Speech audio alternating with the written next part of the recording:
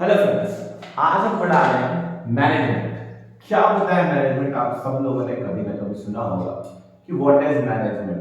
आपने सुना होगा कि यार यहाँ का मैनेजमेंट अच्छा नहीं है या यहाँ का मैनेजमेंट अच्छा नहीं है।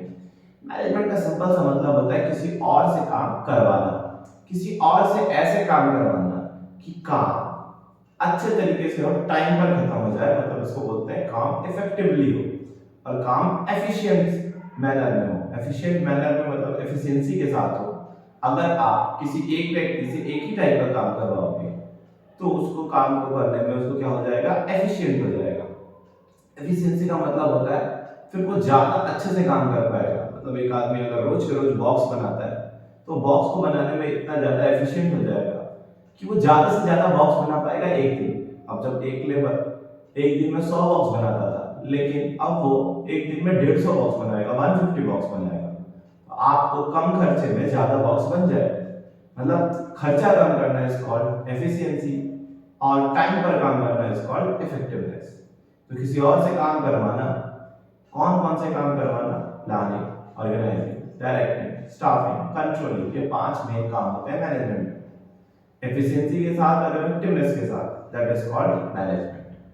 मैनेजमेंट को और अच्छे से समझने के लिए आपको उसके फीचर्स को समझना पड़ेगा। तो उसके फीचर्स जो है वो कुछ इस तरह से हैं।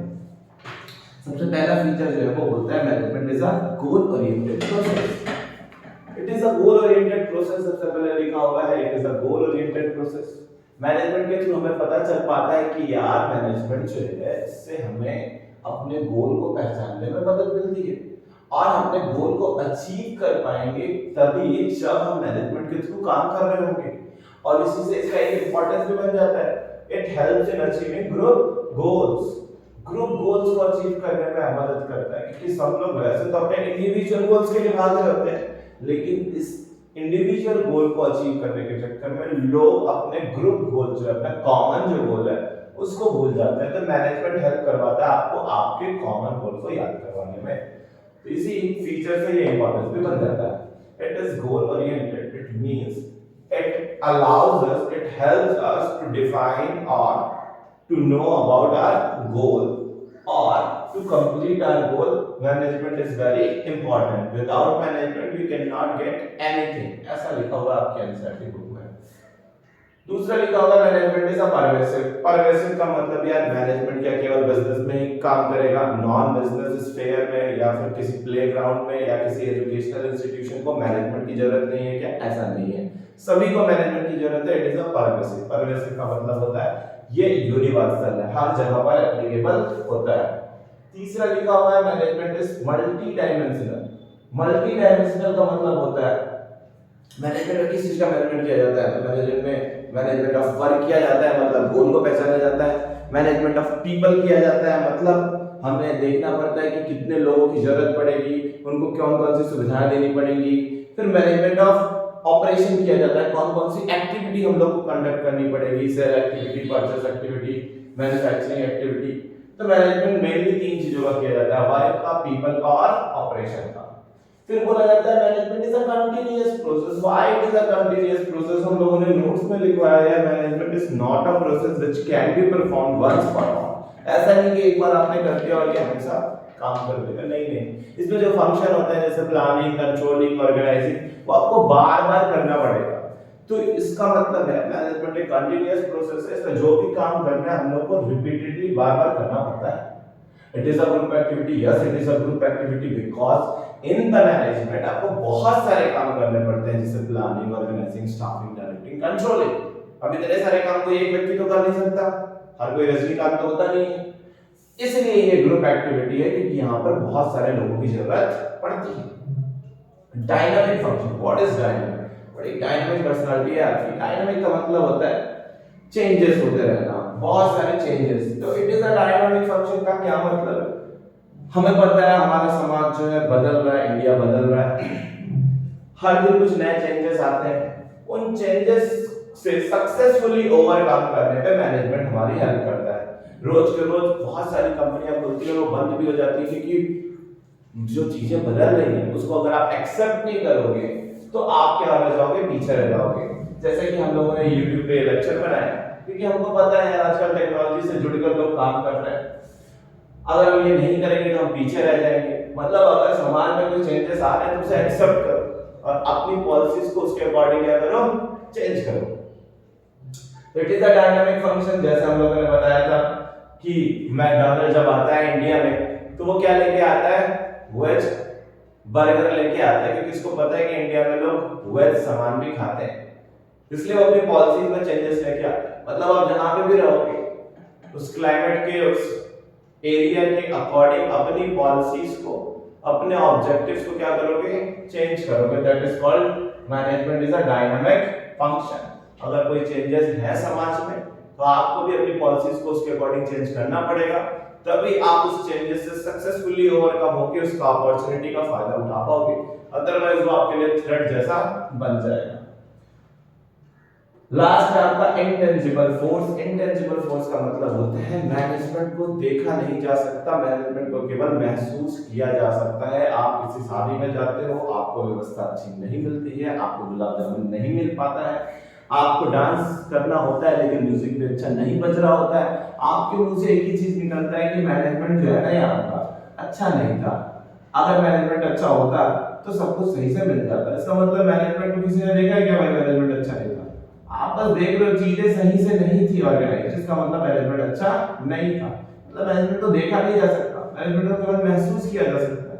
अब दूसरी शादी में जाते हो, वहां पर सब कुछ आपको सही से मिलता है, आपको आपका फेवरेट डिश मिल जाती है बड़े टाइम पर, अच्छा म्यूजिक भी बज रहा होता है, सब कुछ सही होता है, आप बोलोगे मैनेजमेंट अच्छा। मैनेजमेंट अच्छा था का मतलब यही है कि मैनेजमेंट को आप सिर्फ महसूस करते हो, आप देखे नहीं रहते हो। You can not touch or see any management, only you can feel management। यहाँ पे लिखा हुआ है only you can feel the management। इसके बाद क्या है, मैनेजमेंट के कुछ ऑब्जेक्टिव्स हैं। ऑब्जेक्टिव्स उतने ज्यादा इंपॉर्टेंट नहीं है, फिर भी हम पढ़ा देते हैं। ऑब्जेक्टिव तीन तरह के होते हैं, ऑर्गेनाइजेशनल, सोशल और पर्सनल। ऑर्गेनाइजेशनल ऑब्जेक्टिव का मतलब है बिजनेस में क्या किया जाता है, सबसे पहला आपका ऑब्जेक्टिव होता है सरवाइव करना। सरवाइव करने का मतलब जितना हमने पैसा लगाया कम से कम वो लागत हमारी वसूल हो जाए। दूसरा मकसद होता है अगर लागत वसूल होने लग गई है तो प्रॉफिट कमाना। प्रॉफिट कमाना हमारा सबसे मेन ऑब्जेक्टिव है। प्रॉफिट अगर आप कमाने लग गए तो उसके बाद आप क्या करोगे, ग्रोथ करोगे और ब्रांचेस खोलोगे और प्रोडक्ट डाइवर्सिफाई करोगे, नया प्रोडक्ट लेके आओगे, ये आपका मेन ऑब्जेक्टिव है। फिर आपका सोसाइटी के टुवर्ड्स में कुछ ऑब्जेक्टिव है। आप सोशल भी हो क्योंकि समाज से आपको लेना देना है, तो समाज के लिए आप हॉस्पिटल खोलते हो, एम्प्लॉयमेंट अपॉर्चुनिटी क्रिएट करते हो, बहुत सारे समाज के लिए काम करते हो, तो सोशल ऑब्जेक्टिव में आ जाते हैं। फिर पर्सनल ऑब्जेक्टिव मतलब एम्प्लॉय से रिलेटेड ऑब्जेक्टिव है। एम्प्लॉय के लिए अगर आप सही काम नहीं करोगे तो एम्प्लॉय आपके लिए सही काम नहीं करेगा। उनको फेयर सैलरी देना, उनके बच्चों को फ्री एजुकेशन देना, उनको मेडिकल सुविधाएं देना, उनको रिकॉग्नाइजेशन देना, उनको प्रमोशन देना, that is all involved in a personal objective. तो ऑब्जेक्टिव जो है हम लोगों ने पढ़ लिए, इतना इंपॉर्टेंट इसलिए मैंने इतने अच्छे से नहीं पढ़ाया क्योंकि ये 11th क्लास में पहले से था। अब आ जाता है इंपॉर्टेंस ऑफ मैनेजमेंट के बारे में। हम लोगों ने पहले ही बता दिया है, helps in achieving group goals. Group गोल को अचीव करने में हेल्प करता है मैनेजमेंट। कॉमन डायरेक्शन देता है जिससे हमें पता चल पाता है कि एक्चुअली में हमारा कॉमन ऑब्जेक्टिव क्या है। एफिशिएंसी को इंक्रीज करता है। पहले हम लोगों ने डेफिनेशन में ही देख लिया था, मैनेजमेंट के साथ काम करने पर आप एफिशिएंट हो जाते हो क्योंकि आप एक ही काम को बार-बार करोगे तो आपकी एफिशिएंसी बढ़ जाएगी, और इस वजह से हम लोग बोलते हैं मैनेजमेंट जो है वो क्या है, एफिशिएंसी को इंक्रीज कर देता है। Creates dynamic organisation. अगर आपने फीचर अच्छे से पढ़ा है आपको अपने आप ही याद हो जाएगा। डायनामिक ऑर्गेनाइजेशन क्रिएट करता है, हम लोगों ने बताया था डायनामिक फंक्शन है यार, चीजें अगर बदल रही तो हमें भी बदलना पड़ता है। मतलब मैनेजमेंट में हर एक व्यक्ति जो है जो भी चेंजेस आ रहे हैं उनको एक्सेप्ट करता है, उनको रेजिस्ट नहीं करता, उनको एक्सेप्ट करता है, अडॉप्ट करता है और आगे बढ़ता है। तो आप हर एक नए जो भी पॉलिसीज में चेंजेस आ रहे हैं उसके लिए पहले से तैयार रहते हैं। तो आप रोज के रोज नई चीजों में जो भी चेंजेस आ रहे हैं उसके लिए तैयार हो। आपको किसी भी तरह की प्रॉब्लम नहीं है अगर कुछ भी कंपनी में पॉलिसीज में चेंजेस आते हैं या पॉलिटिकल कोई चेंजेस आते हैं या टेक्नोलॉजिकल कोई चेंजेस आता है, आप रेजिस्ट नहीं करोगे, आप तैयार रहोगे क्योंकि मैनेजमेंट ने आपको यही सिखाया गया था। तो लिखा हुआ है इन अचीविंग पर्सनल ऑब्जेक्टिव। जाहिर सी बात है अगर आप एफिशिएंट हो जाओगे तो आपकी वैल्यू बढ़ जाएगी, तो आपका जो पर्सनल ऑब्जेक्टिव है कि आपकी सैलरी बढ़े, आपको प्रमोशन मिले, वो भी तभी पॉसिबल है जब मैनेजमेंट के थ्रू काम किया जाएगा। फिर health and development of society. Society को डेवलप करने में सोशल ऑब्जेक्टिव में हम लोगों ने देखा मैनेजमेंट का काम सिर्फ अपना कमाना नहीं है, सोसाइटी को कंट्रीब्यूट करना भी। तो सोसाइटी को नई टेक्नोलॉजी से इंट्रोड्यूस करवाना और सोसाइटी के लिए बहुत सारे खर्च करना, हॉस्पिटल बनाना, एम्प्लॉयमेंट अपॉर्चुनिटी क्रिएट करना। इस तरह से मैनेजमेंट जो है कहीं ना कहीं सोसाइटी के डेवलपमेंट में भी हेल्प करता है। पर्सनली एम्प्लॉयज को भी डेवलप करता है क्योंकि उनकी स्किल बढ़ाता है, डायनामिक बनाता है सबको, उनकी एफिशिएंसी बढ़ाता है और उनको एक कॉमन डायरेक्शन देके ग्रुप गोल अचीव करवाता है। The next point is level of management. Level of management जो है आपके तीन है, top level management, middle level management और lower level management. Top level management मतलब जो एकदम हाई फाई लोग होते हैं, बॉस लोग, जैसे आपका हो गया चेयरमैन हो गया, आपका मैनेजिंग डायरेक्टर हो गया, आपका क्या हो गया सीईओ हो गया, आपका एमडी हो गया, ये सारे लोग आ जाते हैं टॉप लेवल में। मिडिल लेवल में कौन आता है? डिपार्टमेंटल हेड्स आते हैं, परचेज डिपार्टमेंट का हेड, सेल्स डिपार्टमेंट का हेड। लोअर लेवल में कौन आता है? सुपरवाइजर आता है। टॉप लेवल वाले का काम होता है पॉलिसी बनाना, ऑब्जेक्टिव बनाना, बजट बनाना, पैसे कलेक्ट करना। मिडिल लेवल का काम होता है जो उसने पॉलिसी बनाई है उसको इंप्लीमेंट करना, कोऑर्डिनेशन एस्टैब्लिश करना वेरियस डिपार्टमेंट्स के बीच में, और एम्प्लॉय को रिक्रूट करना, एम्प्लॉय को मोटिवेट करना, एम्प्लॉय से रिलेटेड जितने भी काम है वो मिडिल लेवल वाला करता है। लोअर लेवल क्या करता है? लोअर लेवल का मेन काम जो होता है वो होता है वर्कर्स की शिकायतें सुनना। वर्कर्स को अगर किसी तरह की प्रॉब्लम है तो उसको हटाना, मतलब उनकी सेफ्टी को इंश्योर करना, वर्कर्स को सही सैलरी देना, वर्कर्स को रिक्रूट करना, और अगर कोई इंफॉर्मेशन है बहुत ही नेसेसरी तो वो मिडिल लेवल तक पहुंचाना। तो ये है आपका टॉप लेवल, मिडिल लेवल और लोअर लेवल मैनेजमेंट। यहां तक हम लोगों ने पढ़ लिया। इसका सेकंड पार्ट हम दूसरे वीडियो में बताएंगे आपको। तब तक के लिए थैंक यू और हमारे चैनल को सब्सक्राइब जरूर करें।